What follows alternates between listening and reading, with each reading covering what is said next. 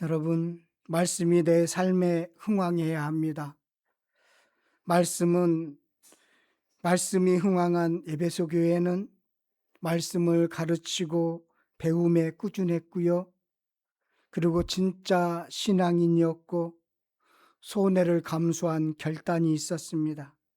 우리도 말씀이 내 삶에 흥왕하기 위해서 에베소 교회에 있었던 그 세 가지보다 더 많이 적용해서 여러분들의 삶 속에 말씀의 흥왕이 있기를 바라겠습니다. 지난주 그렇게 시작하셨나요?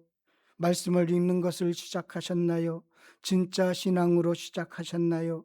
손해를 보는 결단을 하셨나요? 아직 안 하셨다면 이번 주로부터 하나하나 시작해 보시기를 바랍니다. 저는 확신합니다. 그럴 경우에 여러분들에게 나타날 놀라운 변화, 여러분들의 인생의 변화가 분명히 있을 것, 여러분들의 인생의 소요가 나타날 것을 저는 분명히 알고 있기 때문에 그렇습니다. 여러분들에게 부탁드립니다. 한번 그렇게 꼭 해보시기를 바라겠습니다. 바울은 에베소에 3년 가까이 있었습니다. 바울은 3년 동안 두란노에서 말씀만 가르쳤을까요? 아닙니다. 이 시간에 문제도 많고 탈도 많은 고린도 교회로 인해서 마음고생도 참 많이 했습니다. 바울은 고린도 교회를 바르게 세우기 위해서 편지를 인편으로 보냈습니다. 또한 바쁜 중에도 짬을 내서 고린도 교회를 방문했습니다. 한 교회가 세워지기 위해서는 말씀뿐만 아니라 끊임없이 관심과 눈물이 필요하다는 것이지요. 한 가정이 세워지고 한 사람이 신앙으로 세워지는 것은 공짜가 없다는 것입니다. 그만한 기도와 노력과 헌신이 누군가의 도움이 필요하다라는 것이지요. 바울은 사도행전 19장과 20장을 보내면서 고린도와 로마에 편지를 보냈습니다. 바울은 어떤 마음으로 편지를 썼을까? 바울이 보낸 편지에 관한 말씀을 오늘 준비하면서 하나님이 주신 마음이 있었습니다. 지금 당장은 아니어도 소식을 전한 환경이 생기면, 아니 아주 오랜 후에 사랑하는 사람에게 편지를 쓴다면 이런 내용을 담았으면 좋겠다라는 생각이 들었습니다. 바울처럼 사랑의 마음, 복음의 열정을 담아내는 편지를 쓰고 싶다는 생각이 들었습니다. 그래서 오늘은 19장과 20장의 배경으로 하고 있는 바울이 썼던 세 편의 편지를 함께 나누려고 합니다. 세 편의 편지처럼 우리도 함께 그런 편지를 쓰기를 바라는 마음으로 오늘 말씀을 그렇게 나누려고 합니다. 3절에 보면 거기 석 달 동안 있다가 고린도에 석 달 동안 있으면서 로마서를 썼습니다. 에베소에 3년 동안 있으면서 고린도 전후서를 썼습니다. 그때 썼을 때 그 바울의 마음을 우리들도 닮아갔으면 좋겠다라는 마음으로 오늘 말씀을 함께 나누기를 원합니다.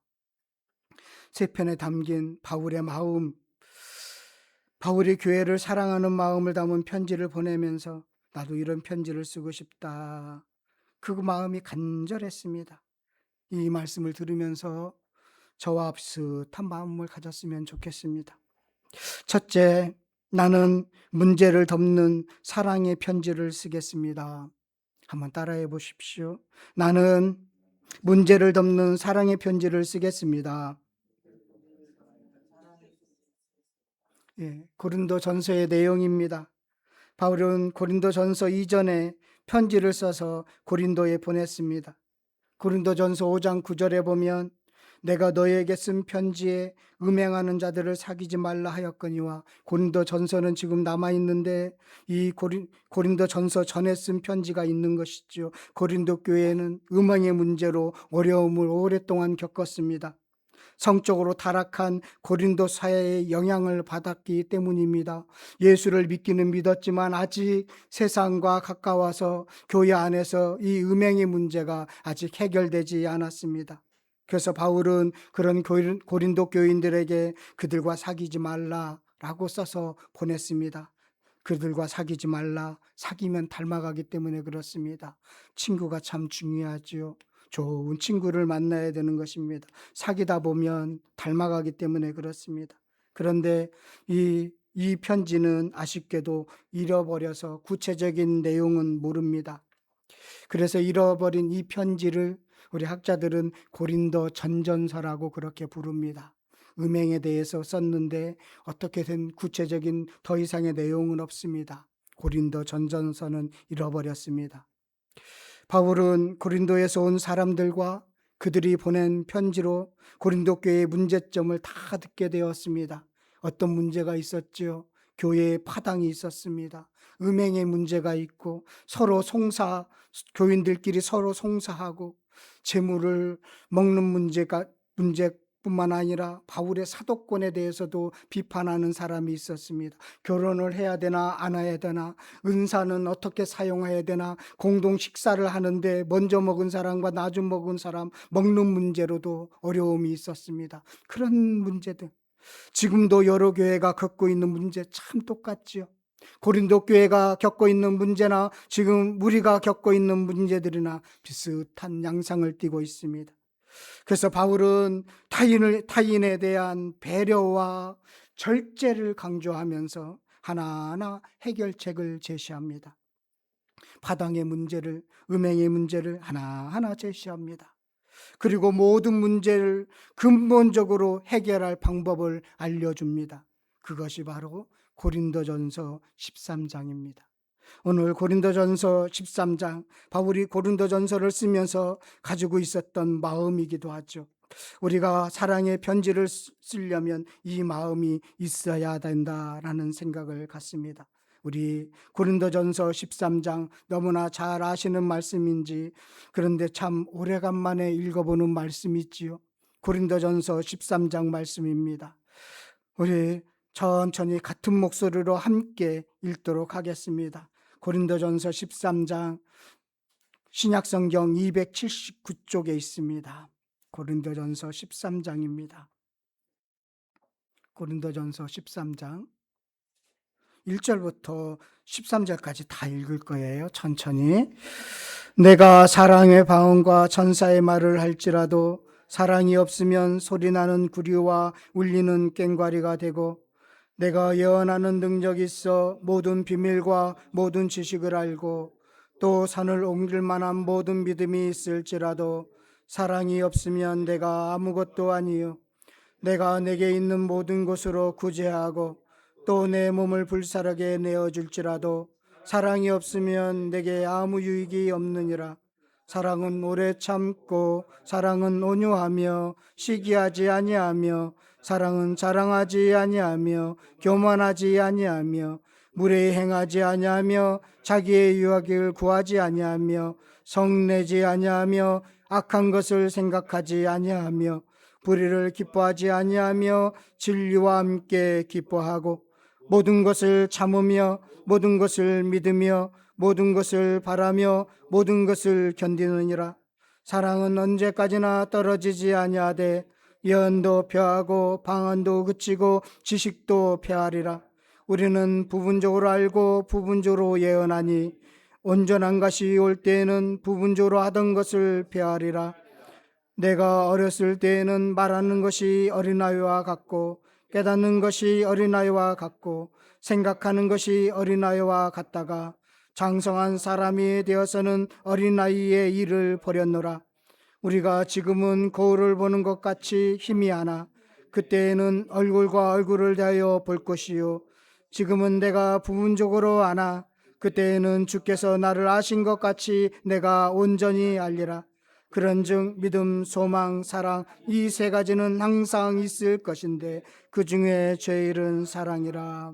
아멘. 문제를 해결할 때 지적하는 것도 좋지만 평가하는 것도 좋지만 긍휼의 마음을 갖는 사랑이 필요하다는 것입니다. 사랑을 바탕으로 하지 않는 해결책은 없다는 것이지요. 저는 문제를 해결할 소식을 전해야 한다면 여러분들이 문제를 듣고 그 소식을 전해야 되는 편지를 쓴다면 고린도전서 13장을 바탕으로 편지를 쓰고 싶습니다. 문제 앞에서 사랑의 방법으로 해결하지 못했다면 후회도 담아서 편지를 쓰고 싶습니다. 먼 훗날 주님의 품으로 갈 쯤에 내가 편지를 쓴다면 사랑으로 문제를 해결해야 한다고 편지를 남기고 싶다는 마음이 들었습니다. 여러분, 저처럼 이런 기회가 온다면 오늘 말씀이 먼 훗날에도 생각나기를 바라겠습니다. 이런 편지를 남길 만한 그런 기회가 오고 그런 생각이 날 때 고린도전서 13장의 사랑을 바탕으로 그렇게 편지를 쓰시기를 바라겠습니다. 그래서 나는 문제를 덮는 사랑의 편지를 쓰겠습니다 라는 것이 바울의 첫 번째 편지에서 느껴지는 마음이었습니다. 두 번째는 나는 위로받는 마음을 전하는 편지를 쓰겠습니다. 한번 따라해 보십시오. 나는 위로받는 마음을 전하는 편지를 쓰겠습니다.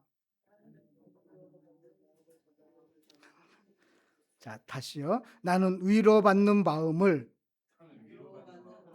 전하는 편지를 쓰겠습니다. 예. 디모데가 이런 사랑의 편지를 가지고 고린도 교회에 갔습니다. 고린도 전서를 가지고 갔어요. 디모데는 착한 사람입니다. 반면에 고린도 교회는 강하고 억셌습니다. 착한 디모데가 편지를 읽어주면서 권면을 했습니다. 고린도 교회인들은 그런데 회개하지 않았습니다. 디모데는 큰 변화를 이끌지 못하고 다시 에베소로 돌아왔습니다. 에베소로 돌아온 디모데는 바울에게 자초지종을 말했습니다. 바울의 마음이 너무나 안타까웠습니다. 그 편지로 고린도 교회가 변화되기를 기대했는데 사랑을 담은 편지였는데 그들의 변화가 없다는 소식을 듣고 너무나 안타까웠습니다. 그 마음을 담아서 쓴 편지가 있습니다. 고린도후서, 그 안타까운 마음을 담아서 쓴 편지예요. 고린도후서 2장 4절, 우리 한번 5절 한번 보겠습니다. 고린도후서 2장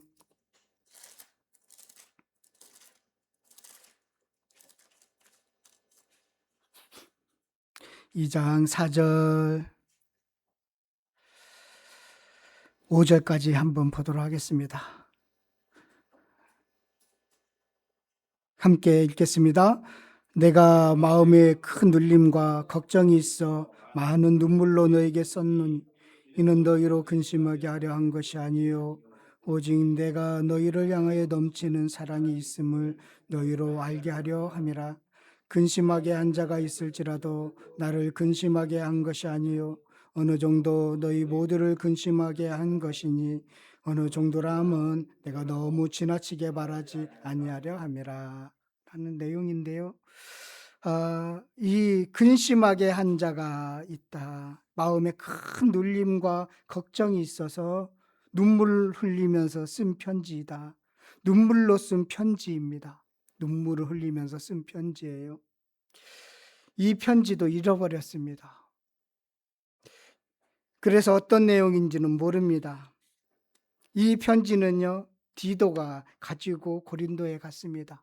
디모데를 보냈는데 해결하지 못해서 그 소식을 듣고 그래서 눈물을 흘리면서 편지를 써서 디도 편으로 보냈어요.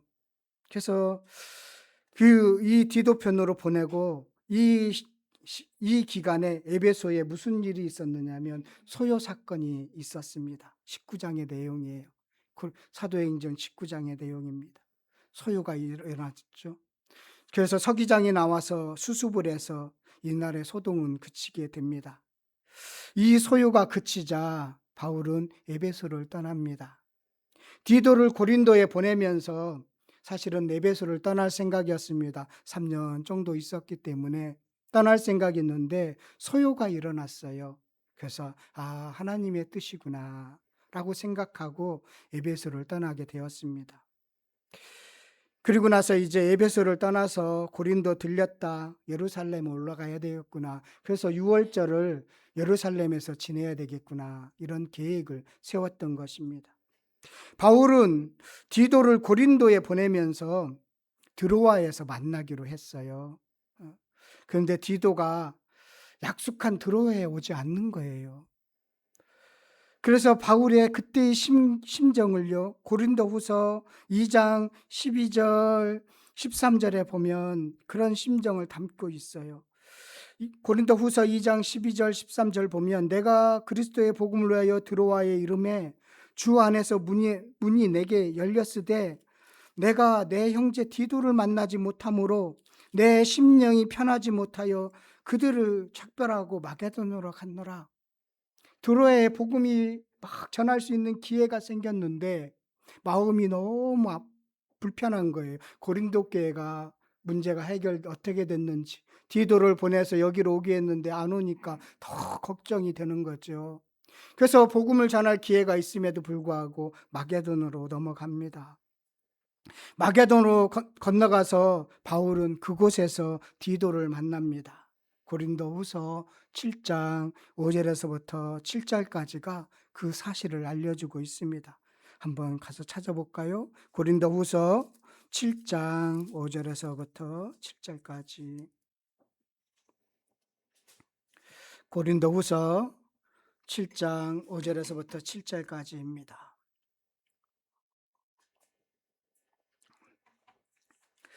교독하겠습니다. 우리가 마게도냐에 이르렀을 때에도 우리 육체가 편하지 못하였고 사방으로 환난을 당하여 밖으로는 다툼이요 안으로는 두려움이었노라.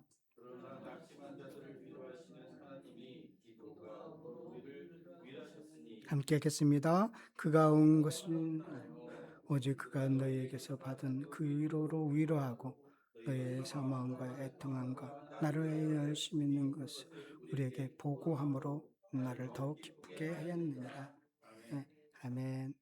그때 마게도냐로 갔는데도 디도가 도착하지 않은 거예요. 그래서 뭐라고요? 안으로는 환난이고 밖으로는 다툼이구나, 두려움으로 가득했습니다. 걱정이 많아요.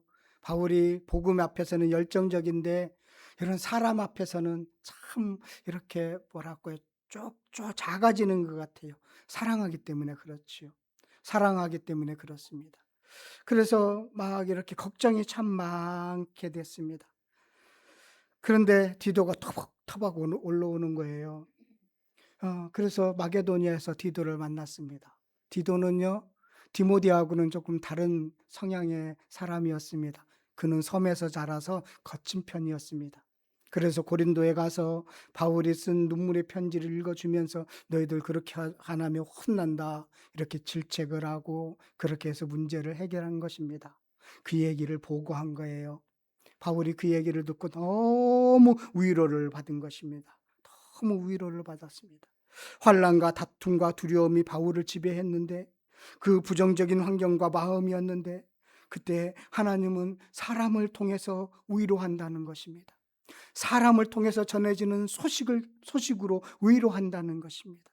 바울은 디도로부터 고린도의 문제가 해결됐다는 소식을 듣고 위로를 받았습니다. 위로하시는 하나님을 찬송하면서 쓴 편지가 바로 고린도후서입니다. 위로하시는 하나님. 그래서 고린도후서 1장에 가보시면요, 왜 고린도후서 1장에 그렇게 위로라는 단어가 그토록 많은지가 여기에 알려지고 있습니다. 3절에서부터 11절까지 보면요, 하나님이 얼마나 위로가 많은지 그런 이야기들을 쭉 이야기하고 있습니다. 고린도후서 보면 1장 3절에서부터 10절까지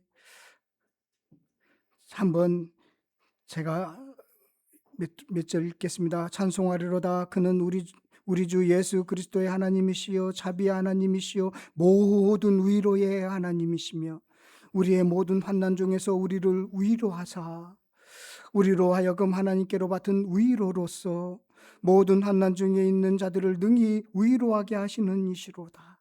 위로하시는 하나님, 위로하시는 하나님. 하나님만 의지하도록 하는 위로입니다. 믿음으로 회복되는 위로입니다. 이런 위로를 함께 나누기 위해서 편지를 쓰게 되었습니다. 바울처럼 뜻하지 않는 사람으로부터 위로받은 적이 있지요. 뜻하지 않는 사람으로부터 어떤 소식이나 물질로 어떤 격려로 위로받은 적이 있지요. 그 사람이 전해주는 소식으로 참 어려웠는데, 낙담과 고난과 염려로 가득했는데 일어서게 된 경험이 있지요. 우리 모두는 그런 위로를 받았습니다. 그러면 우리도 위로하는 사람 되어야 되겠지요. 여러분들이 건넨 위로로 또 다른 사람이 일어서게 됩니다. 일어서게 됩니다. 여러분들이 준 도움으로 큰 힘을 얻게 되는 경우가 있습니다. 여러분들의 작은 격려의 위로의 말에 그 사람이 힘을 얻어서 다시 일어설 수 있게 되는 것입니다. 환난과 어려움과 고난과 염려로 가득한 그 사람이 다시 일어설 수 있는 것입니다. 위로는요, 주고 받는 것입니다. 주고 받는 거예요.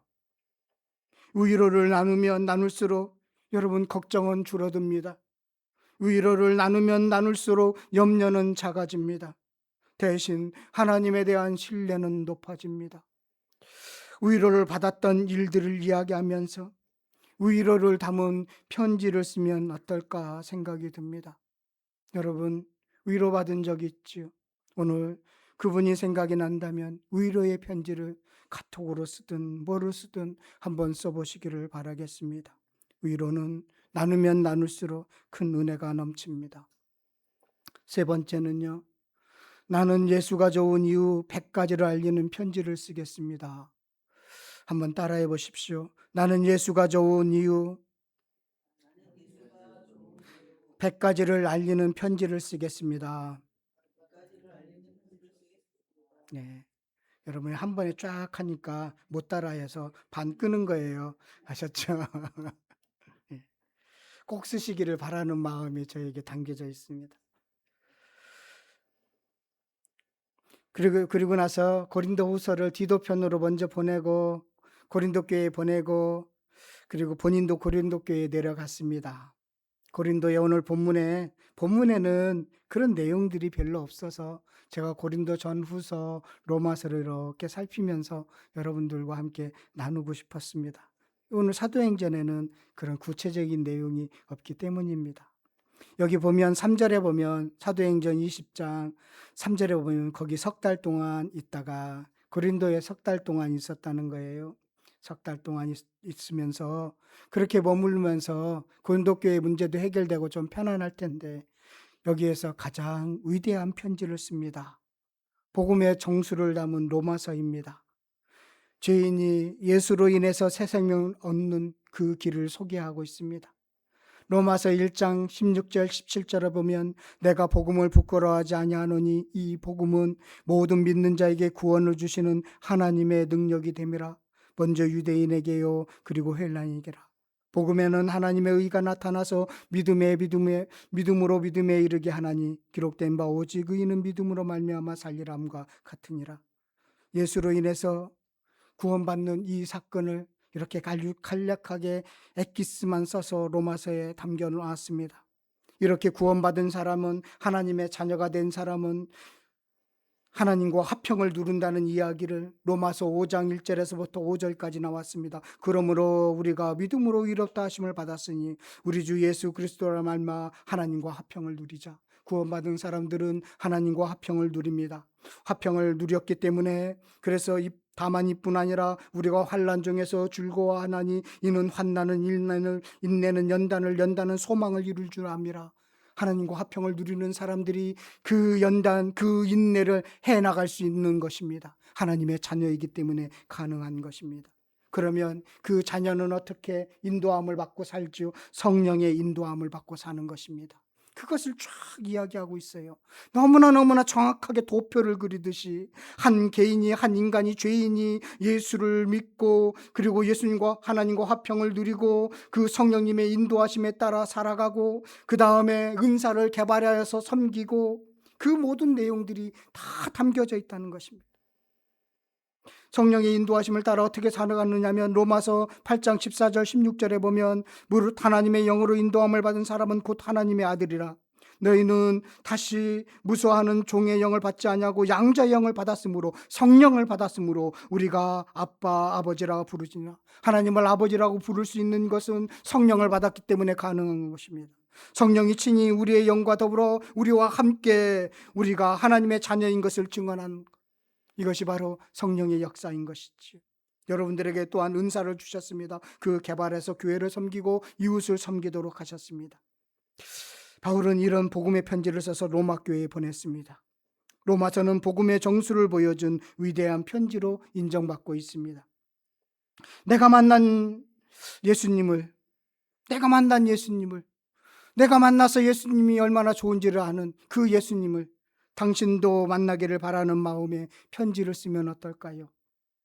그런 편지를 쓰고 싶습니다. 바울이 쓴 로마서처럼 복음의 편지 쓰기를 바라겠습니다. 내가 만난 하나님, 내가 만난 예수님, 나를 변화시키시는 그 예수님을 자랑하는 편지를 쓰면 어떨까요? 어느 장소에서 그 예수님, 복음으로 인해서 내가 변화되는 그 은혜를 나누는, 하나님의 행하신 일을 나누는 복음의 편지를 쓰면 어떨까 생각이 들었습니다. 바울은 이렇게 에베소에서, 고린도에서 전해지지 않은 것까지 포함해서 4편의 귀한 편지를 써서 보냈습니다. 여러분, 우리는 참 편리한 시대에 살고 있지요. 연필로 꾹꾹 눌러서 편지를 쓰는 일은 별로 없습니다. 대부분 카톡이나 문자로 소식을 전합니다. 좋아요. 카톡이든 문자든 어떤 것으로든 좋아요. 그건 관계없어요. 고린도에서 차분히 앉아서 편지를 쓰고 있는 바울을 상상만 해도 은혜가 충만합니다. 누군가에게 복음의 편지를 쓰고 있는 고린도에서 차분히 앉아서 예수를 좋은 이유를 쓰고 있는 바울의 모습을 상상만 해도 너무나 은혜가 충만합니다. 소요가 일어나고 예수를 바쁘게 하루하루 말씀을 가르치며 전도하는 일에 바쁜 중에도 그 슬픈 소식을 듣고 위로의 안타까운 마음을 담은 사랑의 편지를 쓰는 바울을 상상만 해도 은혜가 됩니다. 우리도 신앙생활을 하면서 다양한 일들을 겪습니다. 문제를 만나서 카톡을 보낸 일도 있을 겁니다. 그때 바울이 보낸 고린도전서가 기준이 되었으면 좋겠습니다. 사랑이 기준이 되었으면 좋겠습니다. 사랑을 바탕으로 소식을 전했으면 좋겠습니다. 또 우리는 삶을 풍성하게 하는 위로를 주기도 하고 위로를 받기도 합니다. 위로의 편지를 쓸 일이 있으면 여러분들에게 고린도 후서를 참고하라고 꼭 전해주고 싶습니다.